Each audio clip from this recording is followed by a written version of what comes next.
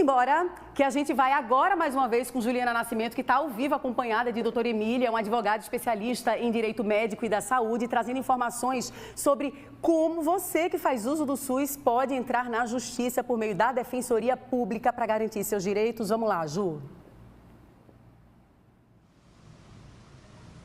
É isso, ficou a pergunta no ar, né, Vivi? Aí, se o SUS, na verdade, se o governo, né? Não é o SUS, né, doutora Emília? Se o SUS, o Estado, ele não cumpre com a obrigação, o juiz já decidiu, né? Você tem direito aí a uma internação, a um tratamento, a um exame, por exemplo, a uma terapia, tem que ser daqui a 24 horas. Se o governo, o Estado não cumprir, como é que a gente deve proceder? Doutora Emília Florentino. Boa tarde. A gente, nas nossas petições, a gente sempre pede que, em caso de descumprimento, que o juiz faça o cumprimento forçado da obrigação, que muitas vezes é o bloqueio da conta do Estado, o depósito daquele valor bloqueado na conta da clínica para garantir o tratamento. E uma outra forma coercitiva para a gente conseguir a celeridade nesse cumprimento é a aplicação de multa. Então, sempre que a gente move ações nesse sentido, a gente pede que seja feito das duas formas. Que em caso de descumprimento seja aplicado a multa em razão do descumprimento e que a conta do Estado seja bloqueada no valor necessário para que aquele paciente consiga aquele tratamento em uma rede particular.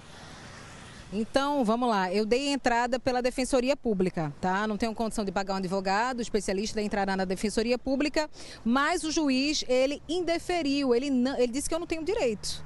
Eu posso recorrer, eu tenho que ir lá na Defensoria Pública de novo e pedir para que novamente ele solicite a justiça? Quando a gente tem uma decisão de liminar, vai ser favorável sempre para um lado e desfavorável para o outro. O outro lado existe a possibilidade de recorrer, que a gente chama de agravo. Então a gente tem como recorrer daquela decisão e o Tribunal Superior vai decidir quem é que está certo, se é o lado que perdeu ou o lado que teve a decisão favorável. Então recapitula para a gente quais são os documentos, né? O que é que a gente precisa reunir para dar entrada na justiça? Vai depender da situação em concreto, mas de modo geral um laudo médico atestando a condição daquele paciente e nesse laudo é interessante que o médico deixe bem claro que aquela situação é de urgência e emergência, que aquele paciente ele corre risco de vida, ele corre risco de perder a audição, ele corre risco de perder uma mama. E junto desse laudo médico precisa dos documentos pessoais daquele paciente, nos casos de falta de vaga de leito de UTI, por exemplo, precisa de uma resposta da central de leitos falando que não tem vaga. Se for uma negativa para uma cirurgia, para um internamento, para um parto, é necessário também esse documento que comprove a negativa. Então, além do laudo que ateste aquele problema, a gente precisa do problema em concreto, seja a negativa oficial, seja a dificuldade que o Estado está criando, seja a mensagem do banco de leitos falando que não tem mais vaga.